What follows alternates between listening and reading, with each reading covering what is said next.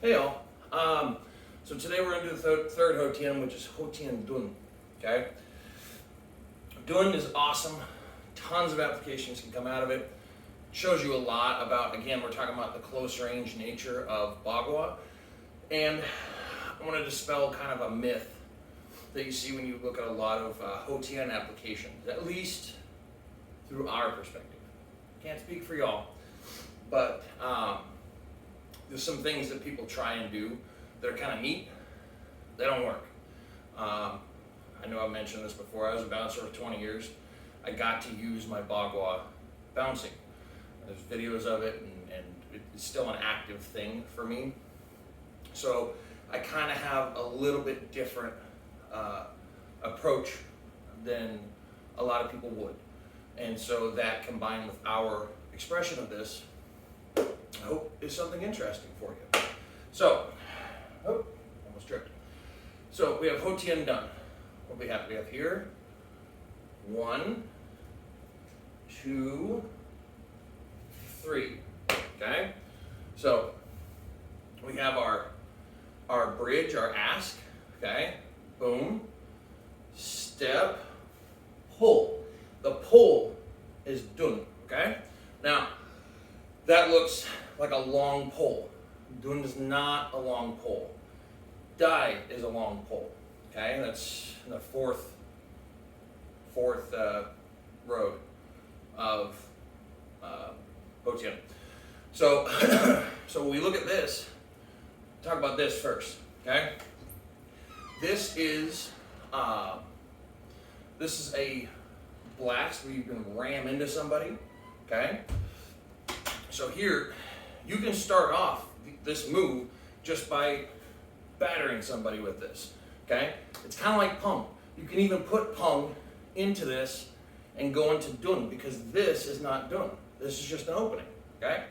So you can start, boom, pin someone up against the wall. So for example, I used this three months ago, something like that. Pin someone up with Pung, right here, a solid bridge, pin them to the wall, go for hand control, okay? There's how we can start this one, right? So pin, hand control, or pin, hand control, and then grab over the sleeve. So if the neck is here, this hand grabs the sleeve, right? And you pull. Takes them right off their feet. Okay, so how do we do that? So again, we have this battering ram, right? Smashing into someone. Now, you see that I'm not fixed, I'm not locked in place. But when you have good structure and then this is coming from your spine, you're solid no matter what. Just your body weight as you step is going to carry through this frame and pin them, okay? Now, if you don't have something behind them, you can just use that to send them flying.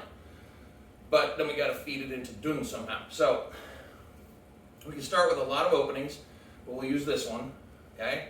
Block. Maybe it's an arm right here, right? Block, grab, Dun. Okay? Now, where in the arm do you grab? You will see a lot of people grabbing down here on the wrist, and then they'll snap the arm like a whip. That's super cool, and it hurts. If someone does it to you, it'll pull your arm out. It's not fun. Unfortunately, I have never been able to make it work, and I have tried. Like in a real fight, to just grab the end of someone's arm and then stand still long enough for me to go back like that. Never made it happen. I haven't, at least. If you can, send me a video of it, because I would love to see that work. And I didn't mean that in a passive-aggressive way. No, I just want to see this stuff used. Okay? So where do we grab? We have our press. If you grab here, elbow, shoulder, right? Okay, shoulder, elbow, it'll actually, all the force goes straight through the shoulder into the core, and you can really rip somebody off their feet, because again, this is a short boom here, not ah. So why does the Hou Tian look like that? Okay, here, that's huge, that's really long, right? It's not, it's really not if you think about it. My arms are here, my core is actually doing the work. So I'm doing a big crunch here and dropping my weight. So all the power generates through the core, because in Gao Bagua, they talk about the arms being like, or hands are like hooks on a pole, right? So they're not locked up, there's not a lot of tension. So everything really, once the arms are connected to the torso, everything should come from the core.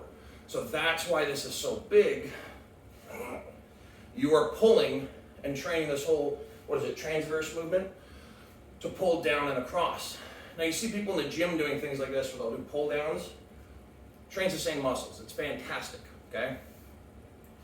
So here, one. So let's see.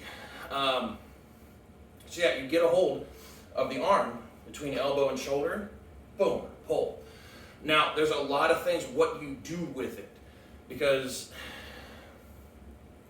just the pull itself will really break someone's feet, their posture and their feet, their stance. But you got to do something with it. So the traditional application is a knock, and knocks are great. You pull someone, set them off line, and bang, send them flying. Yeah, that works. That's really good. And this knock, once you get the feel of it, you don't have to drop all the way down ass to grass to make that press and really throw someone. It's just your mass transferring through your arms again. Again, lock the arms in, the core does the work. The core carries the mass, it does the work, it does everything. So, let's see, so we catch this. So let's start with some bouncer food, okay? This, catch, pull, this snap, and turn your head. Don't try and catch it here because you're going to catch one in the face more than likely. If you do this enough, you'll eat your own headbutt. Don't do it. So turn and catch them here. That's something I learned from Sudan Jeffers with like his die style, because he'll turn and the side of his head, this ridge right here, is what he'll hit with. Okay? So, dirty fighting, grab, bonk, because I'll snatch them and headbutt them. Okay? Or we'll snatch and step back and drop them at your feet. Okay? That's one you can do, except for the prevalence of grappling. If you do that, move. Right? If you pull someone and drop them here, you got to get back or engage them on the ground if you have those skills. But if you leave them at your feet, they will grab your feet and trip you.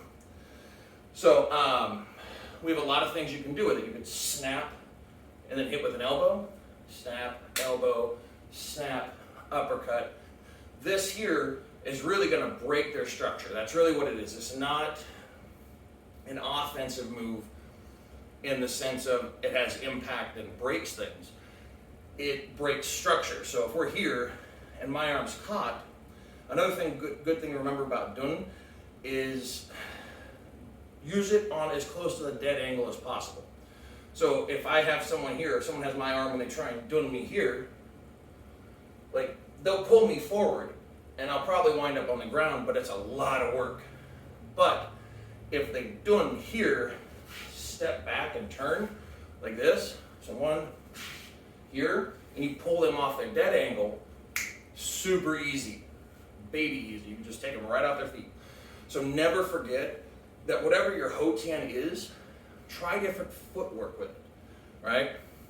So if you have to change an angle, instead of waiting on your opponent to change that angle, or fighting them to change their angle, which is grappling and takes a long time if you're not skilled, turn yourself, just like pump. You create the frame, and you step out of the way.